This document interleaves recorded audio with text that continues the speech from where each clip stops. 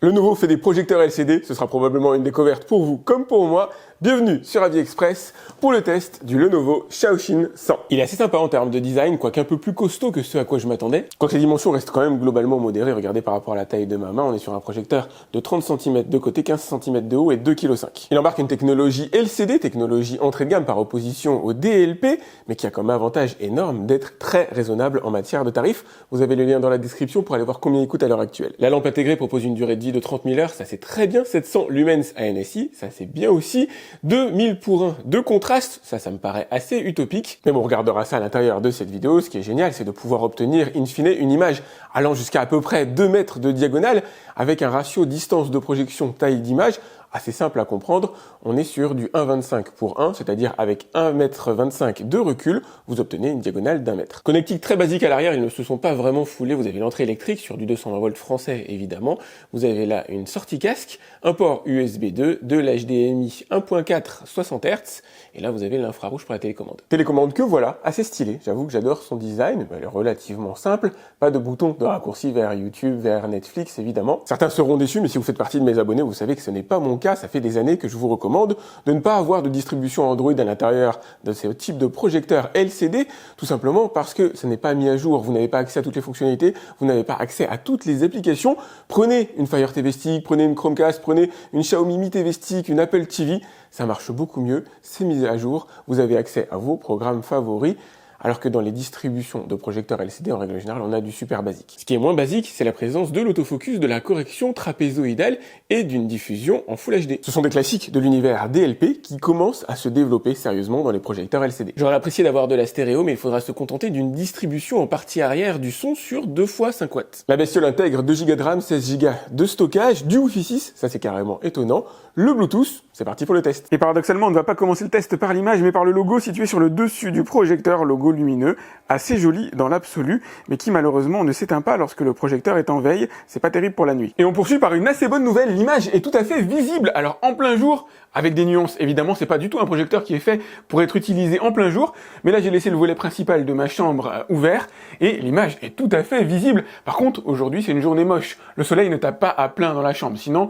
il serait quasiment impossible de voir l'image, elle serait totalement délavée. Au niveau du ratio, j'ai un recul là de 1,80 m avec le projecteur, pour une image qui fait 1,50 m. Attention à avoir un peu d'espace entre le mur contre lequel vous allez positionner le projecteur et le projecteur lui-même, parce que la sortie d'extraction d'air chaud se trouve en arrière. Vous avez donc besoin d'avoir un petit peu d'air qui circule pour permettre au projecteur de se rafraîchir. Allez, je vais baisser les volets et tout de suite ça va être une meilleure ambiance à l'intérieur de ma chambre, tout simplement parce que l'image va être beaucoup plus flatteuse, beaucoup plus visible, avec beaucoup plus de contraste, de luminosité. Le projecteur est fait pour être vu comme ça, être utilisé la nuit idéalement, en tout cas dans le noir complet ou avec une relative pénombre. Évitez de dépasser les 2,50 m de recul, j'ai réglé le Wi-Fi bien sûr sur le Wi-Fi 6. La télécommande est appairée directement avec le projecteur et fonctionne remarquablement bien, pas besoin de la pointer directement vers le projecteur lui-même pour qu'elle fonctionne correctement.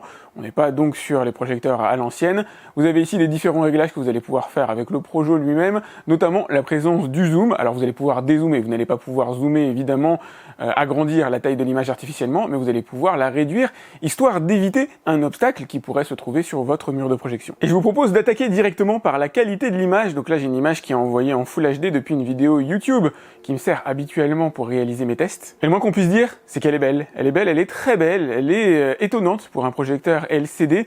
Je m'attendais pas particulièrement à voir un tel niveau. Alors à ce tarif-là, on est un niveau équivalent à ce que je peux avoir sur des projecteurs LCD autour de 300 € de manière générale, donc c'est extrêmement bien maîtrisé, avec un bon piqué de l'image, une image qui est précise, même dans ses angles, et ça c'est assez étonnant. Vous pouvez voir ici le 3840 par 2160 pixels, qui est écrit de manière impeccablement nette en bas à droite de l'image, là où très fréquemment sur des projecteurs LCD, on va avoir une image floue dans les angles. La luminosité est poussée à 700 lumens ANSI. En réalité, on sera un petit peu moins que ça. Idem pour le contraste, il n'y a pas un contraste à 2000 pour 1 à l'intérieur de ce projecteur. Néanmoins, on va l'apprécier à sa juste valeur, c'est-à-dire en rapport qualité-prix. L'image est belle, les couleurs sont plutôt bien définies, moins que ce qu'on pourrait avoir sur un projecteur DLP. Si vous vous posez la question, un projecteur DLP, à minima, c'est 200 € de plus que celui-là, et encore pour un 720p, en tout cas une puce native en 720p, qui peut être extrapolée ensuite. Donc les couleurs vont être un peu plus fade dans l'absolu, mais vous en avez clairement pour votre argent. L'image produite est belle, elle est flatteuse. Alors là, sur des vidéos comme ça qui ont été bien tournées, réalisées en plein jour, forcément l'image sera, je vais pas dire magnifique, mais pour un projecteur LCD, on va être dans une sphère relativement haut de gamme. Quand le paysage s'assombrit, le manque de contraste ne facilite pas la tâche du projecteur. On va avoir un noir relativement délavé, en tout cas les parties sombres assez délavées, qui dans des films type Batman, Dark Knight, ne permettront pas de se sentir à l'aise, on va dire. Si vous êtes dans un environnement sombre, comme par exemple à l'intérieur de la cave où ils se battent avec Bane, vous allez ressentir ce manque de contraste qui ne vous permettra pas de bien percevoir tous les détails de l'image. Par contre, pour les vidéos à fort contraste, comme ça va être le cas ici, vous avez un fond noir qui tranche avec la préparation des sushis, qui elle est effectuée sur un fond clair. Vous avez une image qui est franchement très flatteuse. Il n'y a qu'à voir le plateau de sushi pour s'en convaincre, c'est plutôt sympa. Voilà, là vous êtes dans un environnement assez sombre, mais avec des pics de luminosité assez marqués, et une lumière qui ne bave pas. Ici, vous n'avez pas la sensation d'avoir le rouge qui vient baver sur la partie noire. L'ensemble est très bien défini, tout à fait visible. Comme je vous le disais, si vous êtes dans des zones de contraste très marquées, ça passe sans aucun problème, mais il y a toute une partie du paysage qui va disparaître. Les zones de bâtiments, d'habitation que vous avez ici, elles, se fondent grosso modo dans le noir, faisant que ces zones-là sont assez peu visibles. Si, ici, dans une scène statique, qui ne montre pas grand-chose dans l'absolu, ça passe très bien. Dans un film où vous avez envie de voir du détail, ça va manquer. In fine, vous obtenez quand même une très belle image. En rapport qualité-prix, ce projecteur s'impose relativement facilement. Il est perfectible sur certains points, mais regardez niveau luminosité, avec une belle pénombre dans le noir absolu, vous avez une image qui est géniale. En matière de colorimétrie, c'est pas totalement juste, j'aurais aimé un peu plus de saturation, mais par rapport à sa technologie et par rapport au tarif demandé, il est tout à fait raccord, il est dans le niveau le plus haut de gamme que j'ai pu avoir jusqu'ici. Au niveau contraste, c'est pas miraculeux, faut faire avec. Si vous avez des contenus sombres, évidemment, c'est pas ce genre de projecteur qui va mettre en valeur les images, mais pour le reste, à mon avis, vous allez prendre votre pied, il est très bien. Il est d'autant mieux qu'il est assez rare d'avoir Netflix, alors sur un projecteur LCD équipé d'Android 9, une version plus que largement dépassé. Tel est le prix à payer d'une certaine manière et je vous conseille, comme d'habitude, de ne pas utiliser les versions d'Android situées sur les projecteurs, de mettre une clé, alors que ce soit Fire TV Stick, Chromecast que vous avez envie, à l'arrière du Projo, et de l'utiliser pour avoir l'image pour avoir les dernières applications possibles, pour avoir un maximum de fluidité. Ici, c'est pas top niveau fluidité, comme vous pouvez le voir, je me déplace à l'aide d'un curseur type souris à l'intérieur de Netflix. J'ai cliqué sur Jurassic World. Hop, les temps de chargement sont honnêtes, c'est pas extrêmement fluide, mais ça va, ça passe grosso modo. On va se le faire en live. Je peux pas vous montrer l'image, par contre, pour une question de droit d'auteur, vous le comprendrez bien. On va voir le temps de chargement. C'est sûr que niveau application, c'est pas forcément la fête. Préinstallé, vous avez Netflix, Prime Video, Disney+, YouTube. Bon, HBO Max, je suis pas certain que ça intéresse beaucoup de Français. YouTube Kids, éventuellement. Plex, ça peut être sympa aussi. Mais passer ces éléments-là, il n'y a pas grand-chose. Si, il y a Miracast éventuellement, par contre, Miracast, c'est pas miraculeux. Si vous l'installez, vous diffusez les contenus, vous allez perdre en définition, en nombre d'images par seconde aussi, vous allez tomber autour de 15 images par seconde, avec une image qui paraîtra plus floue, c'est pas génial. Éventuellement un file manager qui peut être utile. À l'intérieur de l'App Store, c'est pas particulièrement la fête, c'est pas l'App Store de Google malheureusement. On est ici sur un pré-mâché, une présélection qui vous donnera accès à quelques contenus, relativement peu malheureusement par rapport à ce qu'on pourrait trouver sur une distribution d'Android TV un peu plus complète. Ah, et ça c'est cool, la présence de VLC, ça m'arrange bien. Ça va me permettre d'accéder à certains films stockés sur mon NAS, notamment ce film-là par exemple, encapsulé en MKV, encodé en H264, du Full HD, fichier de 18 Go qui transite exclusivement par le Wi-Fi, et ça marche nickel. Beaucoup plus étonnant, la 4K semble fonctionner aussi, la 4K H265. Alors je vous montrerai encore une fois pour une question de droit d'auteur. Le préchargement est même extrêmement rapide, je suis étonné, pourtant là c'est un très gros fichier de 60 Go. Alors je filme la salle de bain pour une question de droit d'auteur, quand on commence à tomber effectivement dans des bitrates assez élevés, là ça devient plus difficile, il y a quelques images sautées de temps en temps. Donc pour de la 4K véritablement costaud, le projecteur sera pas particulièrement à l'aise. Comme je vous le disais, investissez dans une Fire TV Stick, ça coûte pas très cher et ça sert à de multiples reprises. Ouais, et même en correction trapézoïdale, il m'a fait un joli rectangle. Alors j'espère que vous le voyez pas flou, non, normalement ça devrait aller à la caméra. Ce qu'il m'a fait, c'est assez excellent. Chemin inverse, je vais le remettre en partie centrale. Alors le projecteur est toujours mieux en partie centrale, c'est-à-dire en projetant directement face à lui. C'est là où vous obtiendrez la meilleure image avec le plus de luminosité. Vous n'aurez pas de cadre noir d'overscan. Et normalement, il devrait se remettre assez honorablement. Ok, nickel, ça me va. Bienvenue sur la PlayStation 5 et on va se faire un petit Rocket League. L'objectif, vous l'aurez compris, n'est pas de vous faire une démonstration de ma technique légendaire de jeu, mais de tester l'input lag. Comprenez le temps de réaction entre le moment où j'appuie sur une touche sur ma manette et sa répercussion à l'écran. Et force est de constater que c'est plutôt bon. Alors, il y a un délai, il est à peine perceptible. Il permet de jouer à un jeu comme Rocket League sans trop de soucis, ne vous permettra pas de performer dans les jeux dans lesquels vous êtes véritablement expert. Si votre objectif, c'est d'utiliser un projecteur pour jouer aux jeux vidéo, en règle générale, c'est quand même pas idéal comme solution, mais ça peut passer avec certains projets. Ici, l'input lag permettra de jouer à des jeux pas trop rapides, ou en tout cas dans lesquels vous n'êtes pas le meilleur des meilleurs. De manière occasionnelle, ça passe, mais de manière un peu plus poussée, pour moi, ça fait un petit peu léger.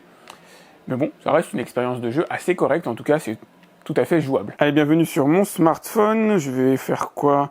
Molotov fonctionne pas, il doit y avoir un blocage pour une question de droit, j'imagine. Je vais mettre par exemple l'application EcoFlow ici. Alors vous allez pouvoir voir une bonne partie des applications que vous utilisez habituellement. Désolé pour la saturation au niveau de l'image, on va se mettre YouTube. Je vais lancer une vidéo. Hop, retourner mon smartphone, le mettre en mode paysage. On a effectivement moins d'images par seconde que ce qu'on aurait en utilisant l'application YouTube directement. Mais in fine, on a une image de l'ordre du visible, c'est vraiment de l'appoint. Elle est beaucoup plus compressée, beaucoup plus pixelisée que l'image que je peux avoir sur mon téléphone, qui elle est nickel. Je l'ai en 720p, mais bon, ça changera pas grand chose si je la mets en 4K ou si je la mets en Full HD. L'envoi au projecteur se fait de manière très compressée, avec pas mal de saccades. C'est pas idéal, vous pourrez pas jouer aux jeux vidéo non plus en utilisant votre smartphone pour retranscrire la partie directement sur un projecteur. L'input lag sera par contre énorme, de l'ordre de la seconde, voire de 2 secondes. Au niveau audio, c'est honnête. Maintenant, c'est pas le son du grand soir, non. Au niveau audio, le résultat est honnête. La puissance sonore est là, vous allez pouvoir utiliser le projecteur. Alors que ce soit en mode image, comme moi je l'ai fait tout au long de cette vidéo, mais aussi en mode enceinte Bluetooth, ce qui est plutôt cool, mais c'est pas un son qui invite réellement à l'écoute de musique pour vous faire plaisir. On est sur quelque chose qui est tout à fait passable pour regarder des films, notamment des programmes de voix, mais dès lors qu'il faut mettre un peu d'ambiance, malheureusement il n'y a pas de basse, on est sur un son qui devient vite assez criard, son qui est projeté uniquement en face arrière, donc laissez toujours un décalage avec votre mur. Je vais vous faire écouter un peu ce que ça donne.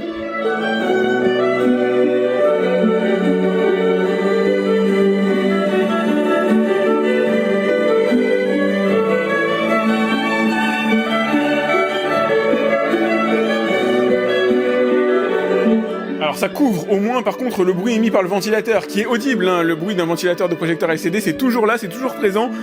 Il faut quand même avoir un peu de son dans la pièce pour s'en défaire d'une certaine manière. Avec de la musique ça marche très bien.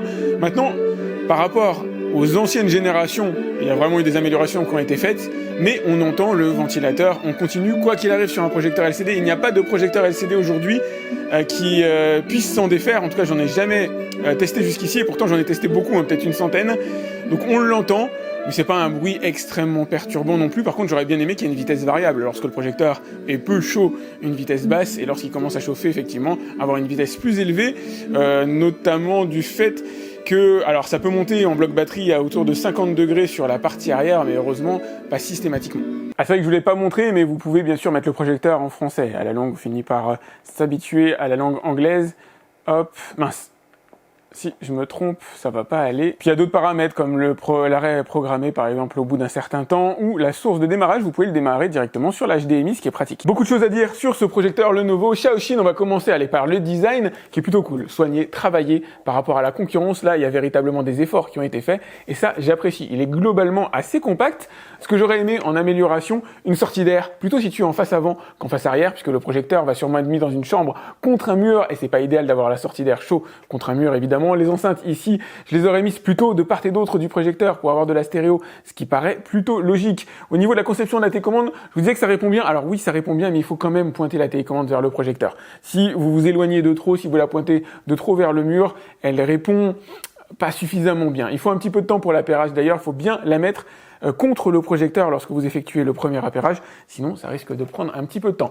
Niveau image, par contre, là il tire véritablement son épingle du jeu. Par rapport à son tarif, il a une très belle image, il a un bon niveau de luminosité, pas 700 lumens c'est exactement, mais c'est largement suffisant pour de la pénombre, pour une projection en environnement relativement nocturne. De plein jour, c'est pas suffisant. De toute façon, même un projecteur à 2000 € en plein jour, c'est rarement recommandable. On a une belle luminosité, on a une belle image de manière générale, on a une colorimétrie qui est ce qu'elle est, mais qui est suffisamment bonne pour permettre de regarder des films et véritablement se faire plaisir. Niveau contraste, les scènes sombres seront pas idéales, effectivement, pour ce genre de projet, malheureusement, mais bon, c'est le cas pour tous les projecteurs LCD.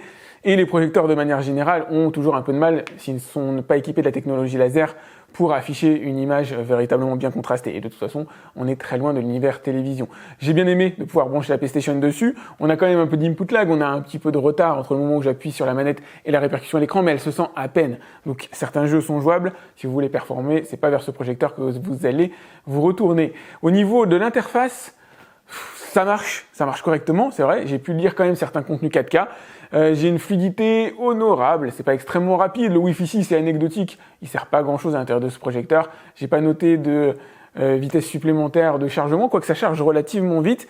Mais j'ai eu quelques saccades parfois sur YouTube assez étonnants, des chargements, des temps de rechargement de vidéos qui m'ont un peu étonné, alors qu'ils sont peut-être liés à mon environnement local. Je peux pas dire si c'est réellement le projecteur ou si mon environnement local. Il m'arrive aussi sur mon smartphone des fois d'avoir ces petits soucis de chargement que j'ai constatés ici. Globalement, l'image est fluide, de toute façon, fonctionne plutôt bien, vous l'avez vu face caméra, en même temps, il n'y a pas de mensonge. Le son est basique, mais honnête, alors vous l'utiliserez pas en tant qu'enceinte Bluetooth, ça c'est plus marketing qu'autre chose, idem pour la partie Miracast, je vois pas véritablement l'intérêt, l'image est trop compressée, trop saccadée pour être réellement exploitable. J'étais assez étonné par l'autofocus et la correction trapézoïdale qui fonctionne bien. Au final, ce projecteur, je le recommanderais pour ses qualités mécaniques plus que pour ses qualités logicielles. La partie correction, la partie imagerie, la partie son, bon, on peut pas s'en défaire. Si vous avez un truc extérieur, c'est bien. Sinon, utilisez le son qu'il y a directement dans le projecteur. Mais effectivement, l'ensemble est plutôt cohérent et fonctionne bien. Si vous pouvez, pour la partie logicielle, utiliser une Chromecast, utiliser une Fire TV Stick, ce que vous avez envie, Apple TV, vous ne vous en trouverez que mieux, c'est le conseil que je donne à chaque fois pour les projecteurs LCD, c'est encore valable ici, même si la distribution d'Android est tout à fait honorable à l'intérieur, et c'est ce que vous avez vu à l'intérieur de ce test. D'ailleurs, hein, je suis passé uniquement par l'interface Android présente à l'intérieur du projecteur, et ça a globalement plutôt bien marché. Voilà ce que je pouvais vous en dire. Pensez à liker cette vidéo, c'est important pour moi. Vous avez le tarif pour voir combien il coûte à l'heure actuelle directement dans la description en dessous de la vidéo. Pensez à vous abonner à ma chaîne si c'est pas déjà fait. Si vous avez des questions concernant ce projecteur Lenovo Xiaoxin 100, vous pouvez me les laisser dans les commentaires. J'essaie de répondre à tous mes abonnés. Quant à moi, je vous dis à très vite pour un autre test sur AliExpress. Salut!